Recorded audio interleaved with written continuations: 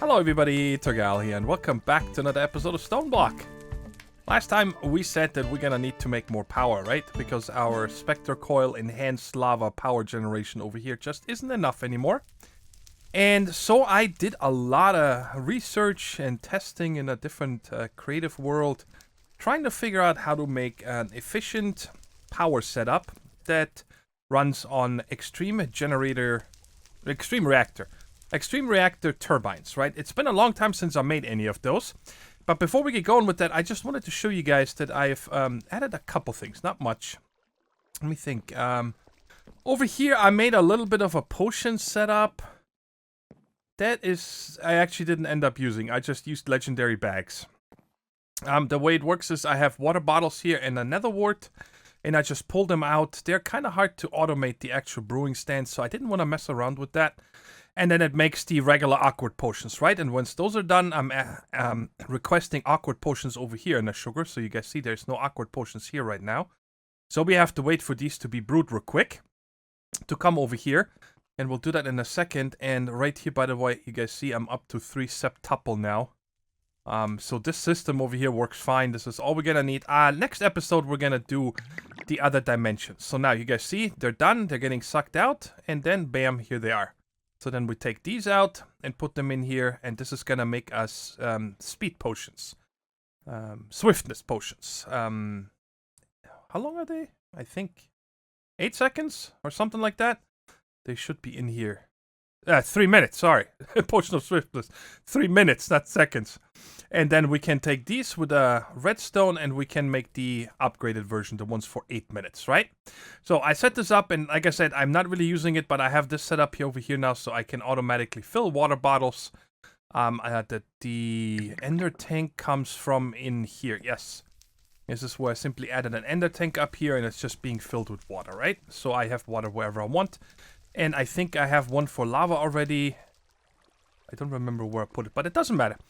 And then the one other thing is, check it out, I can fly now. I've made an angel ring. You know, just went to the nether, got me a ghast. The bat we got together in the compact machine last time. And then I think I needed to get a squid, which I got from right here with my squid bait. And so I just made an angel ring, so now I can finally fly, no more problems. And I moved this up here. I used fertilized dirt, and the swiftness potions were for these right here. You need these for that, so you can craft these. Oh my. Come on. Maybe. There we are. Alright, so recipe for these, you guys see.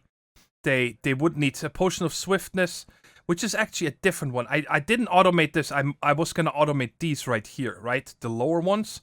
The tier 2, and I'm like, man, this is a lot of work getting this, and then on top, hopefully you need to make these, which takes the 3-minute ones. And then I just looked, and you can get these here quite easy out of the legendary loot bags, so I just opened a bunch of those and got these together. And it's grown quite fast, and I used all the other, what's this stuff called again? Inferium essence that I had in a drawer. I had the drawer above here, just pumping in. And I'm just making it all the way up to Insanium Essence, which goes into the storage system. That is just so we can get started with the high tier mystical agriculture stuff if we want to. So, and check it out, I am up to 30 blocks of Inferium, so 277 of these. So that should be good to make a lot of this stuff, right? So, that's it. That's all I did between episodes. Yeah? Okay. But check it out. Bam. Down here, I have a bunch of stuff prepared. You guys see 3 of the turbines are already filled. Now, my goal was I wanted to have 4 turbines, and I wanted them to be all in the same chunk.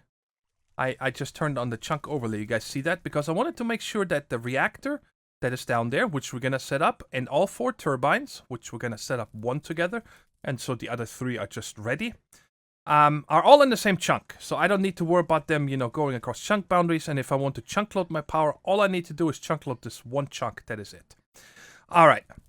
So let's go ahead and let me show you guys down here. Now, every one of these turbines, in order to run at full speed, these are max size turbines for the ludicrite blocks. Okay, they are 7.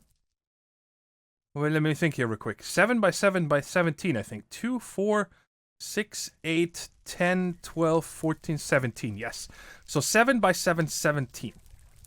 And they need about two buckets of steam, right? Now, this is what I tested the longest. I wanted to figure out the smallest reactor that you can make that still provides at least 8 buckets of steam a tick. And this is the size right here. It's 5 by 5 by 7. And this is actually going to make, if I would give it the more water, could make up to 9.1 buckets of steam a tick, which is really good, right? So we're going to get started with this here first. This is the project chest for down here. Let me just take all of this out. You guys see, there's lots of stuff to set up, and that's why I wanted to only do the reactor and 1 turbine so we can get this going. So let's set the reactor up first. Okay, and it's very simple because on the inside, all right, let's get all of this out of here. We need these right here. The entire thing is filled with the, oh man, I totally forgot. I gotta make this bigger here real quick. Sorry, guys. That's about a little bit bigger. I make it smaller because when I do admin work and I'm in creative or something on the server, that tooltip is enormous. It is so huge that you can't see anything anymore. So that is when I make this smaller so I can, troubleshoot. We had a little bit of problems the other day with the server just crashing and crashing and crashing. So I had a lot of work to do with that. And I could have totally used my builder's wand for that. That's why I made it, but it's already done. And now we're just going to put these 9 reactor control rods. And I lock myself in. I have to be in the middle so I can get out. Bam. So now this is it. Okay, so just fill it with 2 rods. No cooling or anything needed. Then over here, we're going to need 8 reactor coolant ports. Because with the setup I have, every one of them can only give a maximum of 1 bucket a tick of water, right? And they are set to input. Now, if in case you ever want to change this, you need to make this extreme wrench. And when you right click it, you can change between input and output with those, okay? And we'll continue here in a second. Then up here, we're gonna need 4 more. 2 on this side, which we're gonna set to output. This is where the steam will come out. And 2 over here with the steam coming out, right? Yes, it's kind of weird, by the way, because input here is red, and output here is red, and output here is blue, and input here is blue. So I find this a little bit confusing why they changed the colors from the turbines to the reactors. But anyway, okay, and then down here we have 3 more things we're going to put. We're going to need an access port to put yellowite or yellorium in, and take the cyanide out. And then last but not least, we're going to need our controller. Bam, and it formed, okay? All done. So, let's go ahead and fill this already. So, I made an ender chest that is filled with yellorium ingots, right? I don't want to have a chicken sitting here. I just wanted to go through my storage system. And there's really no reason to put a speed upgrade on this translocator. Because, once it's full, it needs an ingot every minute or something, nothing special. It puts it in quite fast, and you guys see filling it. Alright, and then over here we're gonna put a regular ender chest. And another item translocator going out. So once there is cyanide right here, it's set to outlet mode. Right? It will pump that out and put it in the system. So this is it. It's self-sustained, no more things to do. Alright, now we'll set up the water. And I tried all kinds of different things, guys. And I cannot get the water in this reactor fast enough if I don't use sinks and liquid translocators. I tried the fastest thermal expansion pipes. The pipes are fast enough, but the extraction isn't. I tried the Ender IO, the reservoir, the old one, whatever it's called now. There's a different name. I tried all kinds of different setups. What was the other thing I tried? I don't remember. It doesn't matter. But you see, I needed to put speed upgrades on here. And then we turn them on. And it's going to now provide us enough water here that this reactor will run. I'm not making a closed cycle, by the way. I don't see the reason for this. Once this is set up, it works fine. So, if I put another one of these sinks, I would get 9 buckets of water. This thing can make 9 buckets of steam. If I put a 10th one, it will cap out at like 9.16 buckets a tick. So, but I only need 8 buckets of steam. That's why there's 8 sinks on there, and that makes enough. So that is it. We could already turn this on, but I'm not, because we still have to build this turbine right here. Now, this one is the housing. Okay, I can never... I always forget what it is. So let's start on the bottom here real quick. Like I said, we need a housing here in the middle. And then all the way through, all the way to the top, we need to put the turbine rotor shaft, okay? So we're gonna put this all the way up to the top. These are very easy to build once you figure out how to build them. But until you figure it out, I had a lot of problems figuring them out again because it's been so long since I made them. And then we'll make a ring of ludicrite. In case you don't know how to make that, the way I made it is with this recipe right here. Because we have Enderium chicken, we have a plutonium chicken, we have a blaze rod chicken. Right? And they just make these ludicrite blocks. That's it. And that's the highest tier, I guess, that you can make turbines with. Now, 4 tall, so you need 32. 32 ludicrite blocks per turbine. All right. And then the other thing we're going to do here is we're going to take these rotors right here, and you come out 2 on each side. And you guys see, once you form the opposite side here, you see now these are aligned, but this one is kind of crooked and broken. But now they're all lined up the way you want it. And if you have this wand right here, you can just pull this all the way up to the top. It's very simple to build this way. And there we go. That's it. All right. And then in the middle right here, you need to put the rotor bearing.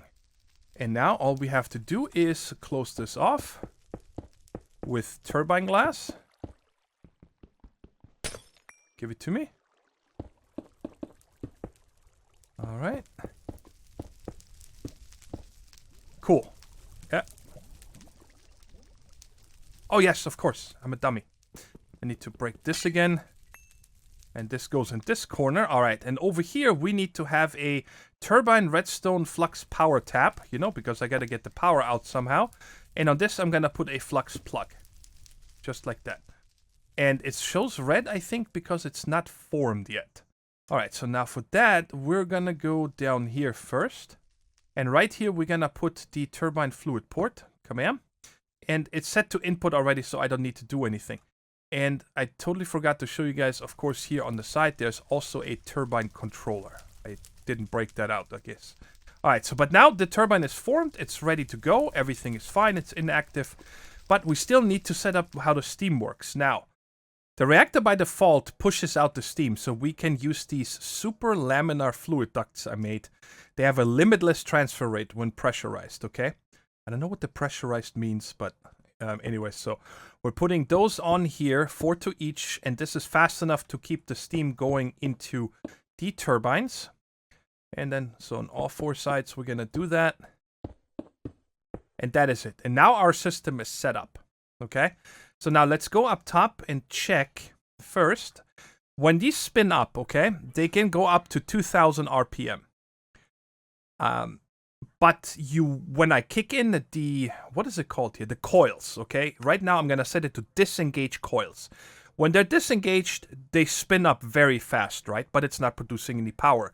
And then once we're at over about 1800, I'm going to engage the coils. And then it's going to make a lot of power. Each one of these turbines is going to make, what was it? I think 28,000 RF. Altogether, I think I have just over 110,000 RF a tick from these 4 turbines, which is nice, you know. And it's going to go down to about, I think, 1,792 point something. That's the RPM that it's going to go to. And that's in the optimal rotor speed automatically. I don't need to throttle or anything here. I just make them go full speed. So let's go ahead and disengage these all. And I think we can just activate them as well, because they don't have any steam yet. So disengage and activate. So they all start at the same time as soon as I turn on the reactor. At least I hope so. We can hear the fire from my GP production here. It's behind this wall. Bam and bam. And I left myself 1 ring around it, so it's actually 1 block wider than a chunk, because this takes up 15 by 15, this whole setup here. Yeah. So let's go ahead and go on the bottom and turn this on, and then we're gonna see if it works on the server. In single player it did. Please don't make me. Alright. Bam. So it's going up.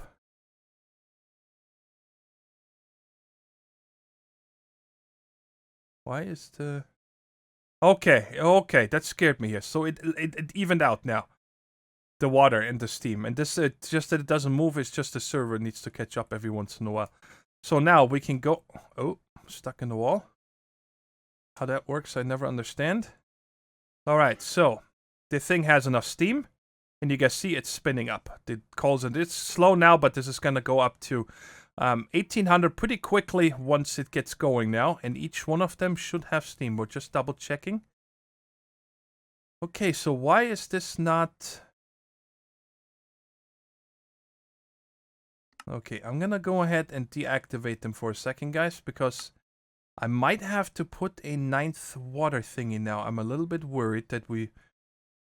It could all be due to TPS problems. Let's see, how much TPS do we currently have? We're at over 15. That should be no problem. Okay. Nope. I should only need 8. That should work. Okay, so now engage it, and this stays at 2000. Come on. Activate this one. It should stay at 2000. All right. You know, maybe I just needed to fill the buffer on the reactor first or something. I'm not sure. What? I only have 3 running. What the heck is going on? So this one stays at 2000, but not this. Is this the one that I just built? And oh, okay, there it is. So we got, all right, I'm just going to let this run here now and see if it catches up. Like I said, there should be no reason that they're not running at full speed and whatnot. And yeah, and the 4th one here turned on. Where's the hole that I get out? And so we did build this one here. Okay, so now it's going to take a while, a couple minutes for these to spin up, right? And I wanted to have them in the ground like this so you can look into them. I think it looks cool. But making all this power doesn't help me, right? I got to store it somewhere. And guess what? For that, the sun is gone. We have another project chest here that took the longest. I needed to wait for these draconium blocks. I have 10 of these chickens going now, but we're gonna make up draconium powerball, guys. Now for me, this is a big moment because I have never made one of these, ever.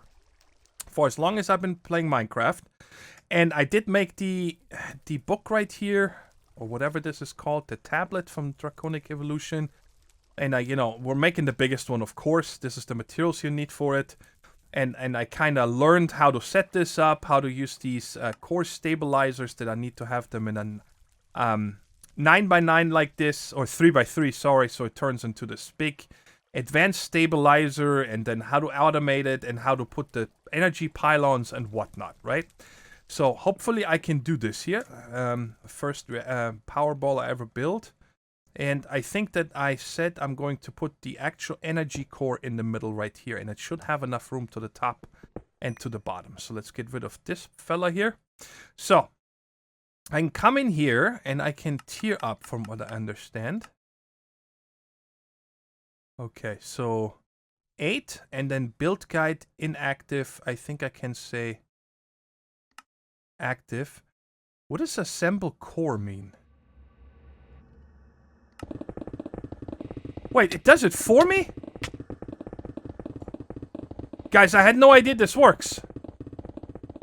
Because when I was in creative, there was a button that said you can creatively build this. Oh, you gotta be kidding me.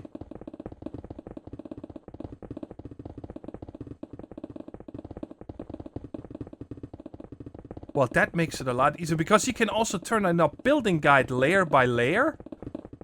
Right? And I was, just gonna build it that way, but I have no idea that this button existed. That is awesome. That is so big, this thing. Oh, this is awesome. Alright, it's on the last layer here, I think. Now it's been 30 seconds, 45 seconds at least. Of the thing just placing. But that is really nice that they made this. Wait, is it done? I think it is done. And I have 6 left and 46 of these. That is cool. Alright, so let's get this out of here. And I'm going to need this here for a minute. Because I still need to get these things on here. So 1, 2, 3, 4, 5. I'm going to put it here. 1, 2, 3, 4, 5. 5. Okay, right there. So this is where... Oh, I need to hold shift. Alright, and then... You need to make a 3x3 like this. And it's going to turn into the ring. Very good. And then I should be able to take these... Oh man, it was a bad idea. Making this out of draconium. That seems to be a very tough block. but it's fine. And I'm gonna do the other 3 sides as well. Alright, all 4 of these are built. Same distance. I believe in the manual it said they can be up to 16 blocks away. Or something like that. And now the last thing we need to do is set up the energy pylons. One for energy going in and one for energy going out. And I was thinking of just putting them... Let me get a different block that's easier to break. Anything? How about block of quartz? Good. I think that breaks easy. So we're gonna put this away a little bit, like here and here. And now depending on if you want input or output, so you either the glass is on top or the pylon is on top. I think when the glass is, oh yeah, right there. You guys see this formed, but why did this not form? Oh, I think I messed it up. I think this needs to be on top. Okay, I need to check the book here. There was something about it. I don't remember now. Energy pylon. If the pylon is above the center of the core, the glass needs to be on the bottom. Else if the pylon is below... So if it's above, the glass needs to be on the bottom. If it's below, the glass needs to be on top. So we need to have the glass on top, like this one. So why did this one form and this one didn't? Okay, I break these blocks 9 times. No problem, there we go. How does this make sense? Okay, so this time when I put the glass, it's on top. So...